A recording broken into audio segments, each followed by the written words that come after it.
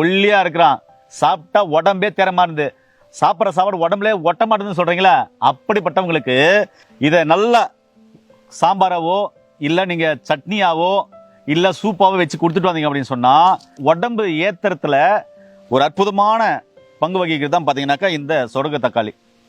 நிறைய பேருக்கு பாத்தீங்கன்னா இன்னைக்கு நரம்பு சார்ந்த பிரச்சனைகள், நரம்பு அங்கங்க இழுக்குது, பிடிச்சி இழுக்குது, நரம்புக்கு வலுவு இல்ல, நரம்புல சக்தி இல்லைன்றீங்கல்ல, அப்படிப்பட்டவங்களுக்கு சூப்பரா கேட்கும். இது பாத்தீங்கன்னாக்கா நல்லா இருக்கும், சாப்பிட ருசியா இருக்கும். உணவே மருந்து நேயர்களுக்கு வணக்கம். நான் உங்கள் அன்பு சோனா ஹரிதாஸ். நம்முடைய அருகில் பார்த்தீங்கன்னாக்கா பாரம்பரிய சித்த வைத்தியர் மதிப்புக்குரிய திருநாவுக்கரசு ஐயா இருக்காரு. ஐயாவுடைய கையில் பார்த்தீங்கன்னாக்கா சொடக்கு தக்காளி வச்சுட்டு இருந்தாரு.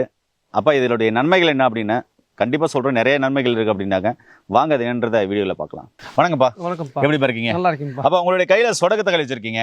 இதுலேருந்து மக்களுக்கு தேவையான தகவல் என்ன சொல்ல போகிறீங்க? இது வந்து மூட்டு வலி, நரம்பு சம்பந்தப்பட்ட வலி, ரத்த குறைவு, ரத்தத்தை சுத்தம் பண்ணும், உடம்பு வலி, கல்லீரல் பிரச்சனை அனைத்தும் இதெல்லாம் வந்து படிப்படியாக குறைஞ்சிரும். இன்னும் வந்து ரத்தம் சுத்தம் பண்றதுக்கு ஒரு பெரிய ஒரு மருந்து இது. இது எப்படி சாப்பிடலாம்ப்பா? இது கீரையாகவும் கடைஞ்சி சாப்பிடலாம், இந்த பழங்களையும் சாப்பிடலாம். சாப்பிட்டே வரும்போது ரொம்ப வந்து அற்புதமா வேலை செய்யும். Okay okay okay. மூட்டு வலிலாம் ரொம்ப வந்து அருமையாக குணமாயிரும். ரெண்டாவது வந்து கல்லீரலுக்கு நல்ல ஒரு பெரிய மருந்து. ஒலிங்கால் வலி, உடம்பு வலி, இது சார்ந்த வலிகள்லாம் போயிடும். நம்மளே பார்த்தீங்கன்னாக்கா அப்போ ரொம்ப அருமையான ஒரு தகவல் கொடுத்துருக்காரு. இது மூலிகை நீங்கள் பார்த்துருப்பீங்க, இந்த பழங்கள் உங்களுக்கு தெரியும். இதை இப்படி பறிச்சோம்னாக்கா உள்ளே பார்த்தீங்கன்னாக்கா காய் இருக்கும் பாருங்க. இந்த பழமும் சாப்பிட்லாம். இந்த பழம் வந்து காலையில் வெறுவத்தில் எடுத்து சாப்பிடலாம். ஒரு 10 பழம் வரைக்கும் ஆயில் போட்டு சுமஞ்சு சாப்பிட்லாம். இது பார்த்தீங்கன்னாக்கா நல்லா இருக்கும், சாப்பிட ருசியாக இருக்கும். அந்த காலத்துலாம் ஸ்நாக்ஸாக பார்த்தீங்கன்னா இதை தான் எடுத்துகிட்டு போவோம். பழம் பார்த்தீங்கன்னா ஒரு மஞ்சள் கலராக இருக்கும். கணையத்துக்கு நல்ல ஒரு மருந்து. இது சாப்பிடும்போது கணையத்துக்கு நல்ல மருந்து. இது சாப்பிட்டுக்கலாம், சீக்கிரம் கணையம் வந்து சரியாகும். நண்பர்களே, பார்த்தீங்கன்னா உங்களுக்கு நுரையீரல் சார்ந்த பிரச்சனையில் உள்ளவங்களும் இதை கண்டிப்பாக பார்த்தீங்கன்னாக்கா கஷாயம் போட்டு குடிச்சிடலாம்.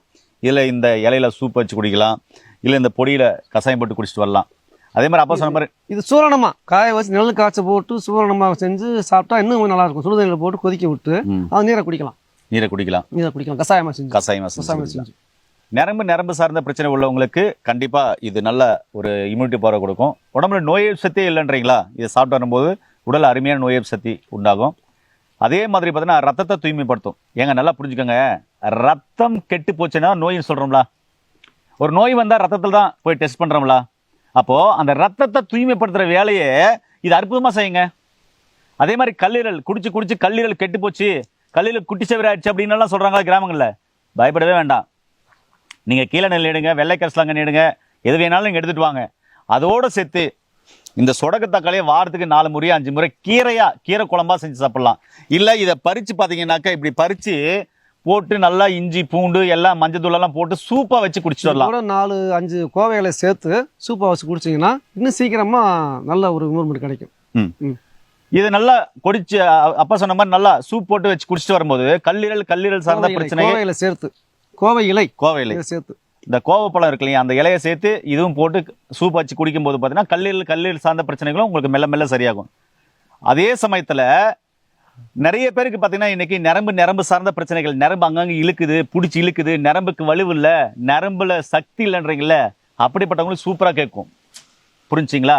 ஏங்க அதை விட இன்னும் சூப்பருங்க, உடம்புல நோய் சத்தே இல்லை, குழந்தை வெளுத்து போயிருக்கான், ஒல்லியா இருக்கிறான், சாப்பிட்டா உடம்பே தேரமா இருந்து, சாப்பிட்ற சாப்பாடு உடம்புல ஒட்ட மாட்டேன்னு சொல்றீங்களா, அப்படிப்பட்டவங்களுக்கு இதை நல்லா சாம்பாராவோ இல்லை நீங்க சட்னியாவோ இல்ல சூப்பாவோ வச்சு கொடுத்துட்டு வந்தீங்க அப்படின்னு சொன்னா உடம்பு ஏத்தறதுல ஒரு அற்புதமான பங்கு வகிக்கிறது தான் பாத்தீங்கன்னாக்கா இந்த சொடக்கு தக்காளி.